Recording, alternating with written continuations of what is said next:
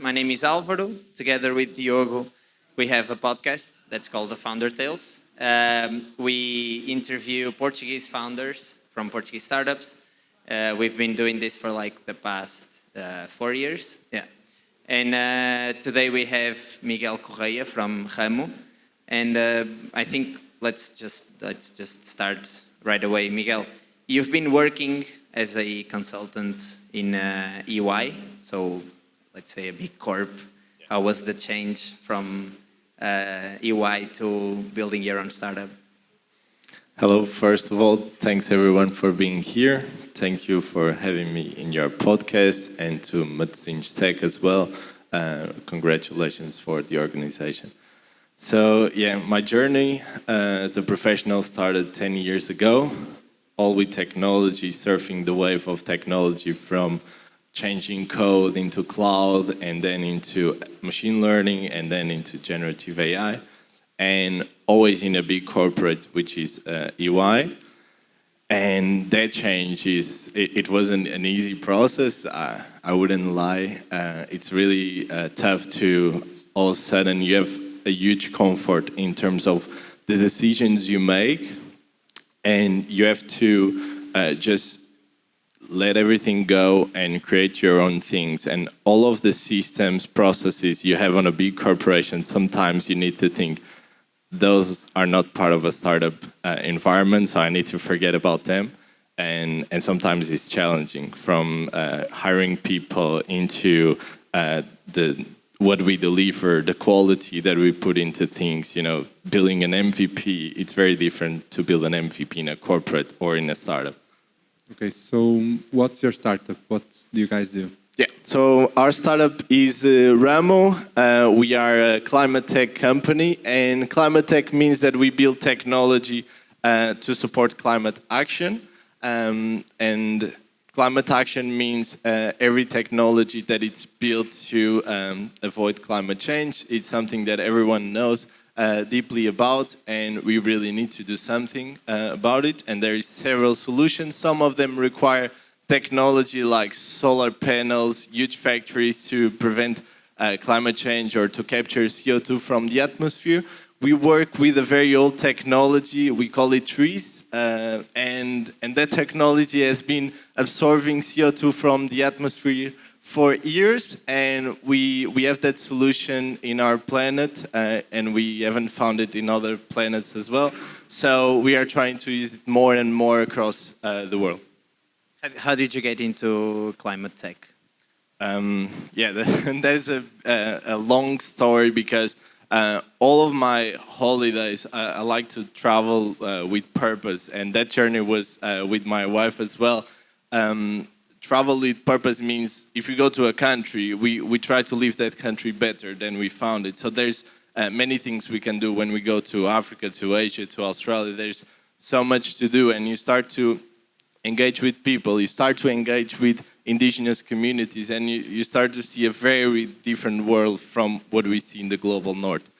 And that was part of the trigger that I needed to convert as a problem solver from solving problems in the global north, which is how do I make my company sell more toast machines, and convert that into the biggest problems in the world, which is solving for the world hunger, health issues, climate change, and all of the top problems. And I came to a moment in my life where I was, living with these people and seeing so much that is needed there in those places. And I was like, I really need to do something about it. How do you help those people building, I don't know, projects? What do you sell? Like, what's the product? Yeah. So a lot of those countries that we call developing countries, at least in terms of economy, they sit in the tropics. And that's also where a lot of our forest is. A lot of the oxygen that we breathe comes from as well. So it's a place that used to be full of forest. Now it has been degrading, and those people are not really better in terms of economy or livelihood. So what we do at Ramo is we identify places to develop reforestation projects or to protect forests from being destroyed, and that brings money into those communities by the voluntary carbon market. So it means that the major companies that produce emissions, they want to offset or become net zero to be able to sell net zero products to you. And that means that they need to pay for some of that offset, and that money should go into those communities and support the development of those countries. So you identify the land, and then who do you sell the project to? Like who pays for the... Yeah. So we have several types of customers. Some of them are the larger corporations that need to identify the places to develop carbon projects, because you cannot just plant a tree somewhere and call it a carbon project. You really need to identify where can you plant. There are several guidelines, and we use technology like remote sensing, machine learning, lots of satellite data and drones to be able to identify the best places to develop carbon. So we support that identification for these larger corporations, but also for the landowners and carbon developers. So people that have properties and they want to support nature restoration, they engage with us and they use our tools and our platform to understand if they can develop a carbon project in their property. Okay, so in that case, the landowner develops the project, they own the credits, and then they can sell it themselves to the big corporates. Is that it? Exactly. There is a shift there because some of the land in those countries not owned by a person and can be owned by communities. So those can be carbon projects as well, because those communities, they need to expand their production. And there are several guidelines. If we eat a bar of chocolate, sometimes you see a little frog there from Rainforest Alliance, and there are several sustainable certifications. But it implies that the person, the little farmer there and his family, it cannot expand to more areas to get more money for his family. So we need to provide him with an economical premium, right? So that we drink our coffees in a more sustainable way or eat our chocolates in a more sustainable way. But we really need to cater for these people that are providing those products to us. You mentioned the tropics, so I'm assuming you have a lot of data, and all of those areas are probably in Africa, Brazil, the rainforest. How would you bring that to Europe, or the global north, as you call it? Yeah, thanks. So Portugal just last week released the voluntary carbon market. It's 5 years late compared What's that? Because maybe some of people here... So the voluntary carbon market in Portugal, if you search online, you'll find it, is a system that regulates carbon credits in Portugal. So everyone that have land in Portugal can see if they are eligible to develop a carbon project by planting trees or supporting some kind of nature restoration. And with that market, they validate that you are doing the things in an appropriate way. So it's not to trigger the system. And then you can commercialize those credits into companies that need to offset or eventually to other places. I'm thinking that could be a really good solution for the fires that we have.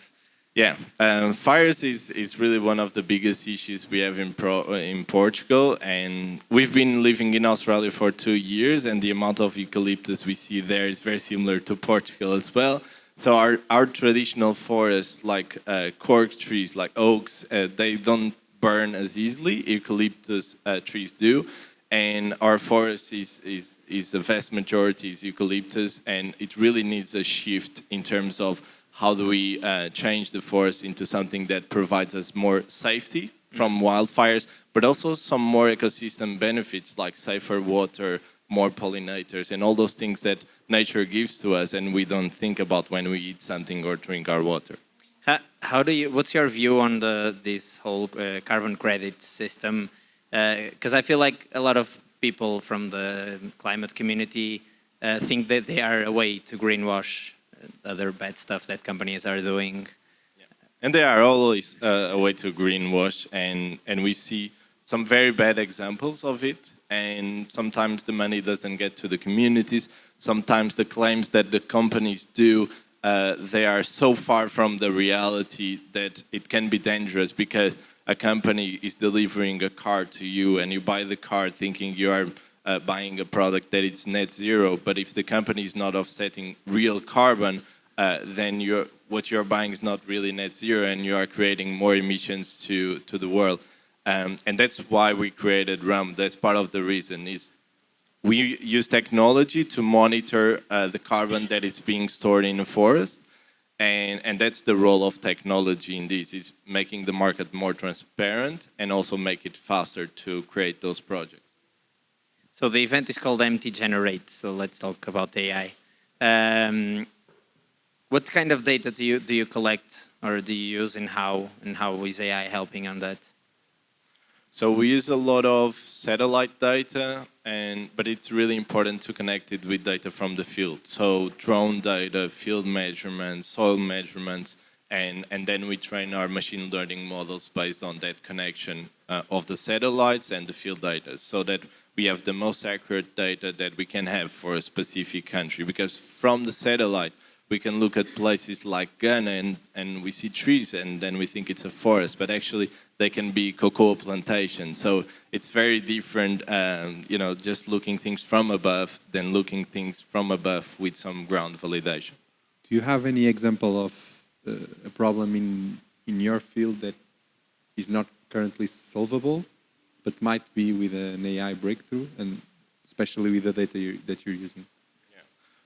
When we are talking about satellite information, it's very heavy data. So we are talking about terabytes of information. And we use AI to train our models to provide a very high resolution imagery, but still is like 10 meters. But we want to go to much higher than that to be able to calculate every carbon that is stored in a forest. And that needs more computing power, more processing power, more AI and technology to be able to achieve that. But the role of the model there is to ingest all of that data and to predict how much carbon will an area capture? Yeah, exactly. Like any other market that we know, for example, if you talk about coffee, you can measure the amount of coffee you have in a bag by putting on a weight and measure it. But to measure the amount of carbon that it's stored is very, you need to cut a tree and burn it to see the actual carbon that is in there. So we use technology and science to estimate the amount of carbon there is in every tree species, and that's what technology is for. And are the models accurate? What's your feeling about the results? Yeah, they are as accurate as they can be. I really like, and I've been working with machine learning for several years. There is a sentence that I love from a very old statistician, and he says, all models are wrong. And sometimes I say this to the clients, and sometimes they don't enjoy that much. But it's true that all models that we have at our disposal, they are wrong. They'll be wrong because they are an approximation of reality that has so many variables that a model cannot just estimate with a high accuracy. But some models are useful, and that's what we focus in, providing utility using our models and trying to be as accurate as we can with them, and also highlighting where they are deviating from what we would expect. Before we started recording, you told us that you guys are 6 by now, so 6 working full time. Yeah. What would you say is the biggest challenge right now? It's knowing, in terms of human resources, like actually knowing how do we provide the right vision to the people for growth. In every startup you have hundreds of possibilities of things you can develop. You can imagine like a huge backlog, a huge roadmap for the product, and our team needs to be motivated, needs to be engaged with our vision. So we need to be very clear to what are we going to build next. And that's always a challenge, because you not only need to be deliver the things you are delivering at the moment, but you need to be thinking ahead, because people really need to feel that vision to go along with you. On this, you said that you were 6 because you had AI tools and not 30. But do you approve the use of internal AI tools for development? Yeah, we are AI first. Obviously, carefully. I know that AI sometimes is even shaping people and shaping how people talk and what they deliver. And I'm very critical about it whenever our team members use it, either for coding or to produce documents. It's very easy to catch at the moment. It will be harder in the future. But I think AI is, we cannot escape from it. We really need to use it as the way to grow, and it's very hard to escape that reality. Uh, Going back to Africa, you probably have a lot of clients there. How is it to make deals in Africa? You feel really alive, you know. It's harder, you know. Working in a big company, you don't need to think if people will actually pay you, so you need to put some other guardrails making deals in Africa. But Africa is developing at a very fast rate, and it has a huge amount of resources, a huge amount of amazing people there, and it's one of the best places in the world, and we need to support them. I think it's really our responsibility as well. Which countries in Africa do you operate mostly? Obviously, countries that have a Portuguese language, like Mozambique, Angola, but also Zambia, DRC, the other Congo, Republic of Congo as well. So we call it the Miombo corridor. It's a stretch of forest that sits below a rainforest, and it's a very important forest because a lot of people in Africa depend on that forest to live, to get wood, to make food and to cook, and obviously cutting that wood is cutting machines that are taking CO2 out of the atmosphere. But we cannot ask the people to stop it. We need to find solutions to provide to those people. And how do you get the first deal? I assume you had a product, an MVP or something, and then how do you get into Africa? Did you know someone? Yeah, my co-founder spent 10 years in Mozambique, in a national park called Gorongosa. It's one of the best examples of nature restoration, and it's also part of why we created Ramo. He was doing a carbon project there, and the costs were huge. The time to have deliveries from clients was like very much consulting, like 6 months for a report to see if it's eligible to develop carbon project there. And Matt was, started to talk with me and said, Miguel, your technology couldn't do this much faster. And I was, yeah, for sure. And that was one of the big whys was, a lot of that technology is available to large corporations. And in terms of nature, restoration, it's very hard to see that deep technology like cloud processing and AI being used for good. Have you had any investment? Yeah. So we've had angel investment, and we've had an accelerator that invested in us. It's Brainforest, the only accelerator focused solely on biodiversity and forests. And it was really a great opportunity to have both. How's the reaction of an investor when you say that most of your clients are in Africa? The investor is in Africa as well. So. It's solved. Yeah, it's solved. And we see a lot of potential in Africa, really. So Africa has been, for years and years, used to extract resources from nature. So a lot of the materials we have in our phones and devices that come from Africa.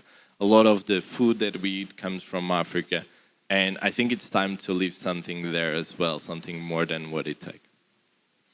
Do you think climate tech is a trend? Because we've seen like the COP conferences and all of these. And I feel like there's some people that use it as a flag for other stuff that may make it less popular than it should be. Yeah, I think sustainability itself is being a trend. I think climate tech is a necessity more than it is a trend. It's really something that has to happen sooner than later. And what I don't like seeing in that trend is that a lot of investment goes in things like reporting or climate talk, and not much into climate action. And if you spend all your budget in reporting, in ESG, all those things that companies are forced to deliver, you have less budget to actually act and make something about it. But how do you communicate the urgency of the climate change without sounding like without sounding so urgent? Like, how do you communicate it in a more sustainable way? Because, as you said, people will continue to cut trees because it's their way to make money. And I normally try to bring conscious. All of us pollute and all of us pollute more than what we actually are, taking back and store it as carbon. And I just think all of us need to have some conscience. Every time we do something, just think about it. Like, what are you doing? Where does this thing that I'm eating or buying comes from? What had to happen for this thing to be here in front of me? And sometimes it's so easy to put a wall in front of that and really don't understand what is happening in other countries in the world. So I think the first step is making people conscious, and that doesn't require a sense of urgency. And I think by making people conscious of those things by itself, people will start to act and be more concerned and make better decisions. What do you think should be the next trends in climate action? Where should we be moving? I think there's a huge focus in actual hardware, actual technology, like building large factories to capture CO2, which is a very tiny fraction of the air that we breathe. And building those large factories, they consume a lot of resources as well. And we have trees that, we don't need to reinvent. They are working there every day. We don't need to do that much. It's just let it go. And I think that the trend needs to shift from technology purely in the sense of creating more factories, more hardware, into technology that can sustain nature restoration. But is it all about capturing carbon? Aren't there other ways for us to... Yeah, there's things that people mention as geoengineering, which is a very human concept. If I made something wrong, I'll make another thing to solve it. The examples that we have in the world, it's normally not very good examples, so we normally correct things that we've done bad with things that are even worse. So people talk about releasing aerosols into the atmosphere to reflect the sunlight and things like that don't require capturing the CO2, so that we can continue to create emissions. There are much easier paths to actually storing carbon. And your question is very relevant, because when you think about technology that stores carbon from the atmosphere, we are not considering things like the other ecosystem benefits that trees and forests give us, like having pollinators to pollinate the food that we eat, having safe water to drink. So many ecosystem benefits that we get from nature. And it's very, simplifying it just to the concept of CO2, it's also something that humans like to do. It's much more measurable. Let me just go back to the thinking about our actions, because I feel like this is a debate that's still ongoing. Are our individual contributions enough, or should the governments and companies be leading this way? Because I feel like for us it's much harder to do that than for companies. Yeah. And I've had that feeling for a very long time. And what changed that concept to me was in Australia, I was working with an NGO called the Wilderness Society, and it's an NGO that makes political pressure, and it's supported by Australians, so people donate to the NGO millions a year, so people that care about these topics. And just by doing that community effect of pressuring governments into making the right decisions, they can stop large corporations from extracting oil in the Great Barrier Reef, places that are important for the world. They were able to stop those. So I do believe that people power is something that we normally underestimate, and it's really very powerful. So our governments, they do the decisions based on what we say and what we feel. We just need to throw it out there to join more people in our battle, to join more people in our communities. What are you most excited about in AI versus climate tech for the next, 5 years? There was, of these 10 years working in technology, like the first 5 were very predictable. We could learn something and implement it in several clients. It would always be the same, very similar. We can optimize some things. I think right now the pace of change is so rapid that even thinking about the next 5 years to me seems like really something that I couldn't imagine. There is James Cameron, the guy that made the Exterminator. He's saying that it's getting very hard to make those sci-fi films, because the moment he thinks about a film, it takes like 3 years to actually get that film out to people. So in 3 years, what is going to be like? Reality catches up. Exactly, very easily. So, and that's where I'm more exciting about AI is like really to see how it will turn out. There will be people using it for very good things. There'll be people using it for not so good things, and I want to be on the good side. Okay, I think we can end with our usual question. We have a live demo after this question, so don't just go away. You want to do You it? want me to do it? Yes, yes. What's our usual question? The last one. Just kidding. So we will want to ask you for an advice you wish you were given at the start of your career, and you weren't. Or in other words, an advice to young founders. One that I think it changed a lot from before the moment I started to starting. People talk a lot about persistence as being a very critical factor. And sometimes if you are persisting on something that is not working, it's not a good decision. So I really think that consistency in doing things right, in treating people well, in having right values is what will get you success in the end. So just before showing, I can explain a bit of the platform. It's called Nature OS. It has a free tier. I hope that's what Alvaro is using because I didn't receive any payment for the subscription. And with the free tier, you can see if your land or any place it's eligible to develop carbon credits. So you can plant a tree somewhere, but doesn't mean that that tree is actually eligible to enter the voluntary carbon market and sell those credits after that. So that's the first users of our platform. With other tiers, you can get estimations of how much carbon is being sequestered in a determined forest in the world. We also have GenAI to support the methodologies, and it's impossible to really not use GenAI to scale it. So this is Nature OS, and this is our beautiful little planet here. And all of our clients have a workspace where they can manage their portfolio of projects. And within their portfolio, they have projects that happen in some countries. We have a lot of them happening in Africa. This is our kind of demo workspace.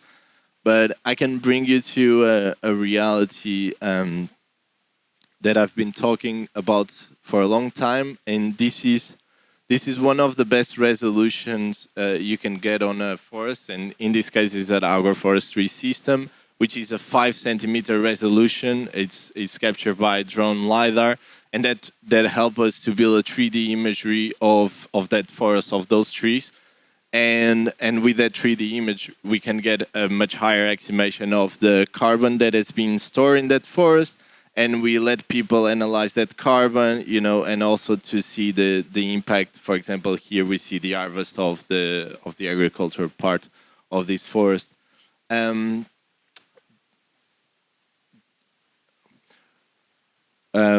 data. So, I mean, because you mentioned that it's like a drone Yeah. over there, and it's about buying the data. Mm-hmm. Do you need to buy the data to see the image, or it's your own proprietary hardware that's flying around? Yeah. So a lot of data that we use is global open source data, but the data by itself doesn't have value before we try to get something out of it. It's just satellite imageries. You can use it for something else. So we build those machine learning models on top of that data to create value, to try to get some interpretation out of that data. Sometimes, for example, when it's drone data, we need a provider to fly the drone, and that has obviously a cost. But the accuracy that you get with that data is very high. So that's why it's important when you are on a project MRV, that's what we call like monitoring the success of a project, to have very high quality data so that we can build models tuned for that area, tuned for those trees as well. So we also do this at the country level. Let me see, since we are in Portugal and since the carbon market in Portugal just started, So we build a map of Portugal. Imagine this as kind of Google Earth engine, and instead of showing you only the roads, it shows you what's happening with the forest, where you can develop carbon. Also, all the forest that has been lost in our country, and this is not a small percentage of forest. We are talking about millions of hectares of forest since the year 2000. There's a big spike here with the wildfires that happen and that burn a huge portion of our forest as well. And with this map, we can, as I was saying, create value on top of the data. So understanding the potential to develop AR projects where we have more potential, it means that the trees will have better conditions to grow there. So that means that they will store more CO2 and give you more carbon credits. I assume ARR is not annual recurring revenue. No, but that's a good leading question to our COPA, our GenAI assistant. So if you ask COPA what is ARR, it won't say you that is annual recurring revenue, but if you ask ChatGPT, it will say that to you. So our agent is trained only on carbon, nature restoration, so it's a very isolated context. So you can ask things like how to develop a carbon project. So he actually knows where you are, so you can see that little thing there saying you are in Portugal. So it goes into the documentation of Portuguese methodologies, the Portuguese policy, to try to get the best answer to you. And is already highlighting what methodology should you read in order to understand or not read and ask questions to COPA. That's the beauty of having GenAI. So the idea is supporting people not only with imagery and data and analytics, but also supporting people with a GenAI agent that can also, guide the people into doing the right things. And you can actually access then the information that is having as a reference. The next part of COPA is also supporting you on the geospatial analytics, which is, something that is kind of breakthrough. Everyone is trying to develop that, and it's going to be an interesting roadmap. Okay, I think our time is up. Thank you, Miguel. It was super interesting. And thank you all. Thank you for coming. And I think Nelson will guide you to the next part of this event. The venue is amazing, so stay till the end. Should be cool. Thanks, everyone.